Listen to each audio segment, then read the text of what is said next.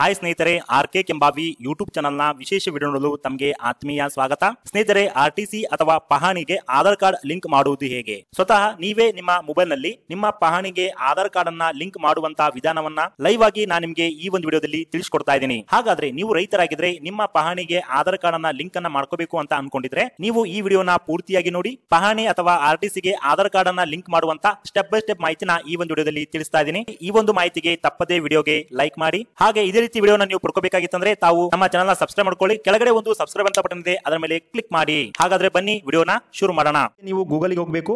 ಗೂಗಲ್ಗೆ ಹೋಗಿ land records ಅಂತ ನೀವು ಸರ್ಚ್ ಮಾಡಿ.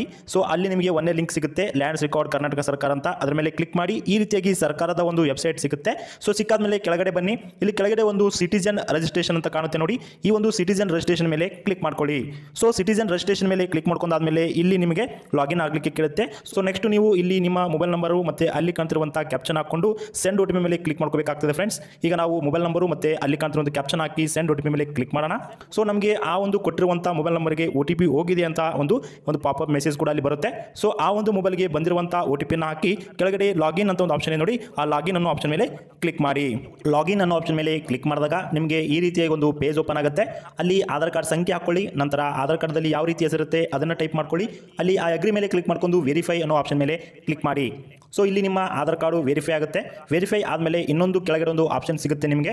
ಈ ಒಂದು ಗ್ರೀನ್ ಅಥವಾ ಒಂದು ಹಸಿರು ಆಪ್ಷನ್ ಮೇಲೆ ಕ್ಲಿಕ್ ಮಾಡ್ಕೋಬೇಕು. ನೀವು ಕೆಳಗಡೆ ಕಾಣ್ತಿರುವಂಥ ಹಸಿರು ಆಪ್ಷನ್ ಮೇಲೆ ಕ್ಲಿಕ್ ಮಾಡ್ಕೊಂಡು ಆಧಾರ್ ಒಂದು OTP ಹಾಕಿ ವೆರಿಫಿಕೇಶನ್ ಅನ್ನು ಕೊಡಬೇಕಾಗುತ್ತೆ. ಸೊ ಈಗ ನಾವು ಅದರ ಮೇಲೆ ಕ್ಲಿಕ್ ಮಾಡೋಣ. ಕ್ಲಿಕ್ ಮಾಡಿದಾಗ ಇಲ್ಲಿ ಆಧಾರ್ ಕಾರ್ಡ್ ಸಂಖ್ಯೆನ ಕೇಳುತ್ತೆ. ಸೊ ಆಧಾರ್ ಕಾರ್ಡ್ ಸಂಖ್ಯೆನ ಹಾಕೊಳ್ಳಿ. ಅದಾದಮೇಲೆ ಅಲ್ಲಿ ಒಂದು ಟಿಕ್ ಮಾರ್ಕ್ ಇದೆ, ಟಿಕ್ ಮಾರ್ಕನ್ನು ಕ್ಲಿಕ್ ಮಾಡ್ಕೊಳ್ಳಿ. ನಂತರ OTP ಅಂತ ಆಪ್ಷನ್ ಇದೆ, OTP ಅನ್ನೋ ಆಪ್ಷನ್ ಮೇಲೆ ಕೂಡ ಕ್ಲಿಕ್ ಮಾಡ್ಕೊಂಡು ನಿಮಗೆ ಆಧಾರ್ ಕಾರ್ಡ್ ಲಿಂಕ್ ಇರುವಂಥ ಮೊಬೈಲ್ ನಂಬರ್ OTPಗೆ ರಿಕ್ವೆಸ್ಟ್ ಕೊಡಿ. ಇಲ್ಲಿ ರಿಕ್ವೆಸ್ಟ್ ಕೊಟ್ಟಂಥ ಒಂದು ಪಾಪಪ್ ಮೆಸೇಜ್ ಕೂಡ ಬರುತ್ತೆ, ಅದನ್ನು ಓಕೆ ಮಾಡ್ಕೊಳ್ಳಿ. ನಂತರ ಅಲ್ಲಿ OTP ಬಂದಿರುತ್ತೆ.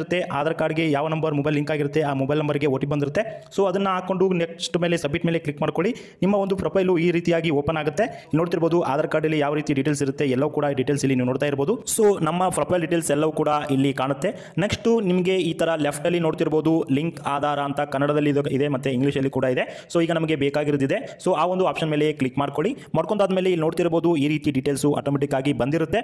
ನಿಮಗೂ ಕೂಡ ಡೀಟೇಲ್ಸ್ ಬಂದಿದ್ರೆ ಓಕೆ, ಬಂದಿಲ್ಲಪ್ಪ ಅಂತಂದರೆ ನೀವು ಮ್ಯಾನುವಲಿ ಕೂಡ ನೀವು ಅದನ್ನು ಎಂಟ್ರಿ ಮಾಡ್ಕೋಬಹುದು. ಸೊ ಆ ಡೀಟೇಲ್ಸ್ ಕರೆಕ್ಟ್ ಇದೆ ಒಂದ್ಸರಿ ಚೆಕ್ ಮಾಡ್ಕೊಳ್ಳಿ. ಕರೆಕ್ಟ್ ಇಲ್ಲಪ್ಪ ಅಂತಂದರೆ ಕೆಳಗಡೆ ಒಂದು ಆಪ್ಷನ್ ಇದೆ ನೋಡಿ, ಅದರ ಮೇಲೆ ಕ್ಲಿಕ್ ಮಾಡ್ಕೊಂಡು ನಿಮ್ಮ ಜಿಲ್ಲೆ, ತಾಲೂಕು, ನಿಮ್ಮ ಒಂದು ಹೋಬಳಿ, ವಿಲೇಜು, ಸರ್ವೆ ನಂಬರ್ ಎಲ್ಲ ಹಾಕೊಂಡು ನೀವು ಒಂದು ಸರ್ಚ್ ಅನ್ನು ಮಾಡ್ಬೋದು. ಸರ್ಚ್ ಮಾಡಿದ್ಮೇಲೆ ಮೇಲೆ ಯಾವ ರೀತಿಯಾಗಿ ಬಂದಿರುತ್ತೆ ಅದೇ ರೀತಿಯಾಗಿ ನಿಮಗೆ ಬರುತ್ತೆ. ಅಲ್ಲಿ ಒಂದು ಟಿಕ್ ಮಾರ್ಕ್ ಇದೆ, ಆ ಒಂದು ಟಿಕ್ ಮಾರ್ಕ್ ಮೇಲೆ ಕ್ಲಿಕ್ ಮಾಡಿದಾಗ ನಿಮಗೆ ಒಂದು ಕೇಳುತ್ತೆ. ಅಲ್ಲಿ ನೋಡ್ತಿರ್ಬೋದು ನಿಮ್ಮ ಆಧಾರ್ ಕಾರ್ಡ್ ಸಂಖ್ಯೆ ಮತ್ತು ಪಾಣಿ ಅಥವಾ RTCಯಲ್ಲಿ ನೇಮು ಸೇಮ್ ಇರಬೇಕು.